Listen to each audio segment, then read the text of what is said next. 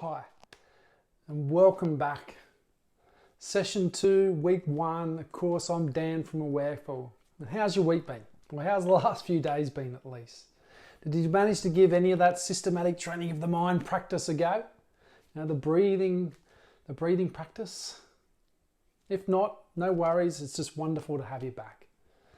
Now, I appreciate that systematic training of the mind. It's a little bit longer than the word meditation, but I just feel we get too hooked up on the word meditation and we don't really give it a chance to work its magic. And really what it is actually just a systematic training of the mind when we look closely at it. That's been incredibly well documented, well researched, and doesn't always involve some sort of connection with a higher person. Well, at least these practices won't anyway. Now, I'm not saying that there isn't anything wrong with connecting with people that are omnipotent and all the rest of it. I think that's fantastic. But for me, it just takes away from this feeling of being able to get to know me a little bit better. Always continuing to compare myself. You know, it doesn't allow us to fail how I will fail.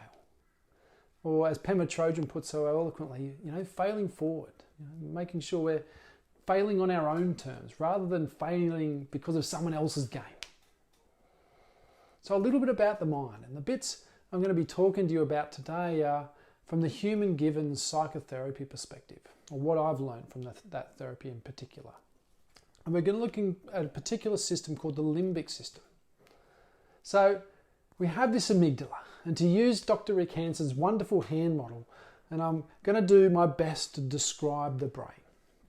So right in the middle of the brain, we have this amygdala, and it's about the size of a pea. And it's found, you know, right in the middle of our brain. And it's my thumb, but you know what I mean. It's right in the middle.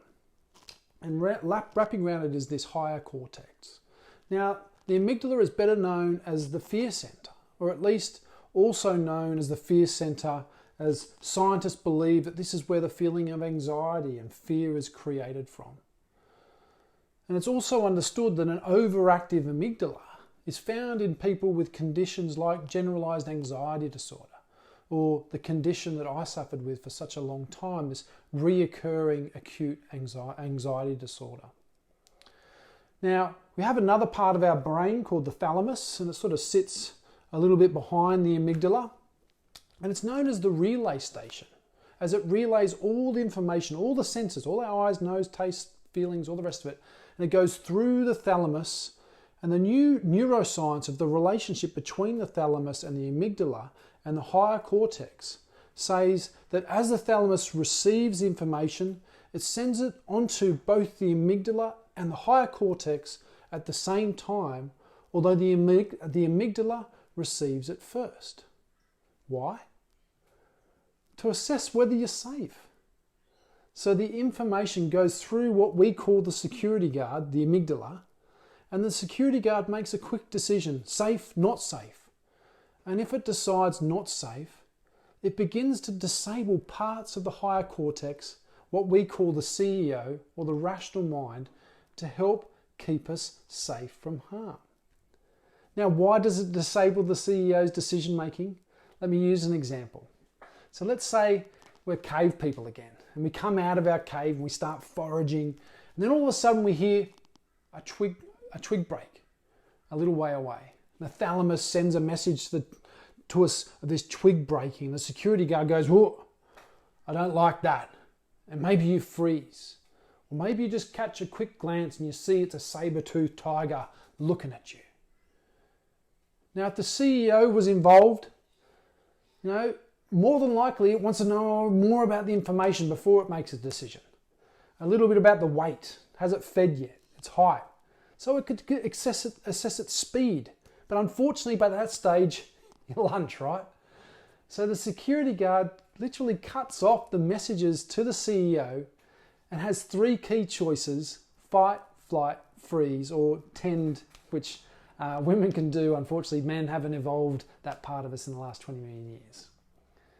Now, if we have had incidents over our life, our security guard keeps these things on this clipboard, like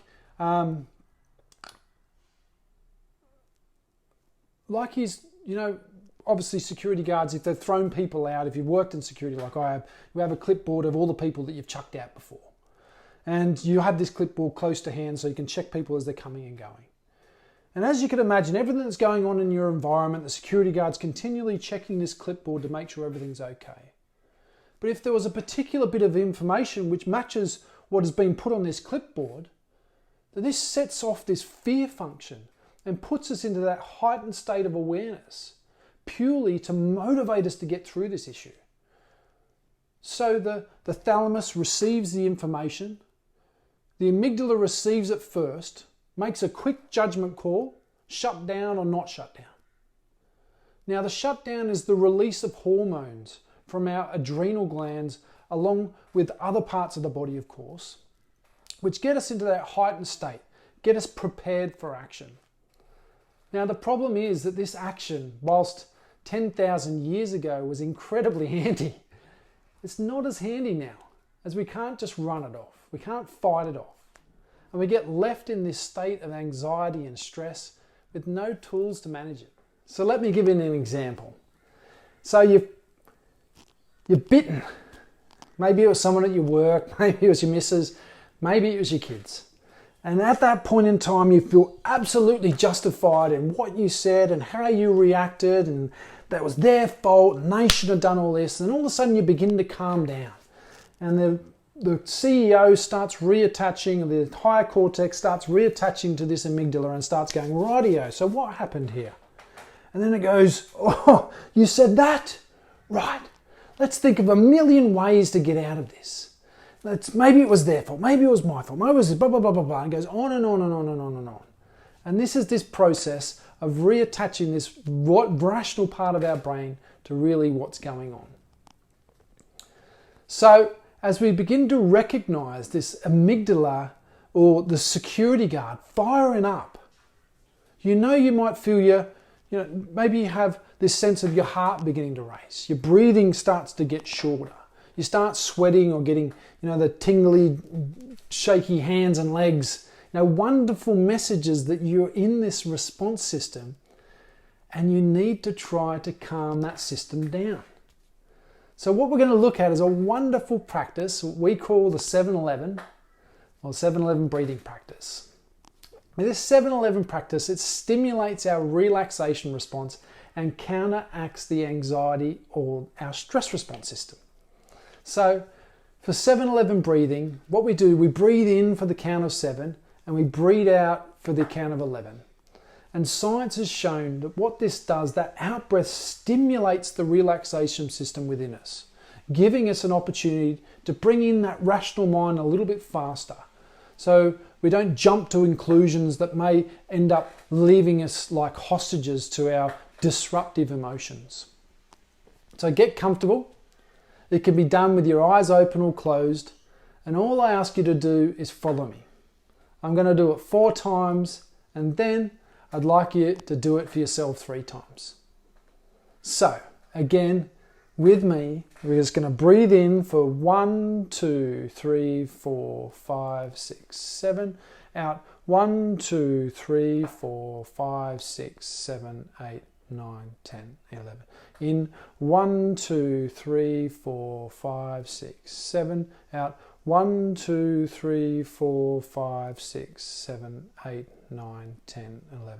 In 1, 2, 3, 4, 5, 6, 7. Out 1, 2, 3, 4, 5, 6, 7, 8, 9, 10, 11. In 1, 2, 3, 4, 5, 6, 7.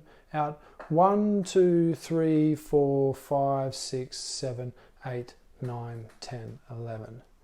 Okay, now what I want you to do, I want you to do it 3 or 4 more times and change it to your breath. If you've got a bit of a shallower breath, breathing in for the count of 7, breathing out for the count of 11, but make that time period shorter.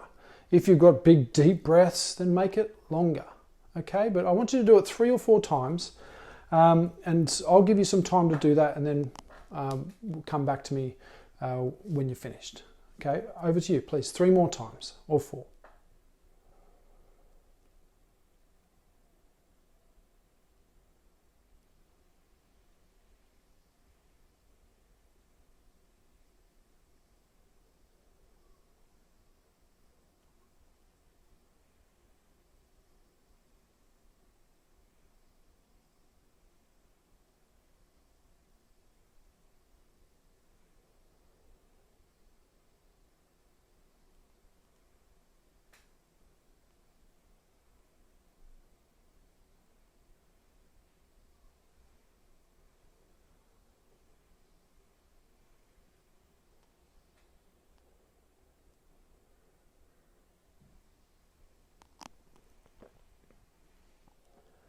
Okay, so how'd you find that? Maybe feeling a little bit more relaxed. So this week, I want you to include a couple of 7-11 practices, or maybe the next time you're feeling a little bit stressed or anxious, or some people just use that to get to sleep at night. You know, they just focus on their breathing. They breathe in for 7 and breathe out for 11, and it just helps them to drift off of a night time. But use it. It is an evidence-based self-regulation tool. It just helps stimulate that relaxation response. Just helps balance you out. Now I'm going to be sending you on a little voice recording of the 7-11 just so you can listen to and get a little bit more practice. And obviously you can watch this video as many times as you'd like. But thank you so much for your time again today. It's again an honor and a privilege to sit here and speak to you about the mind and hopefully getting a little bit more accustomed to it. And have an amazing rest of your day.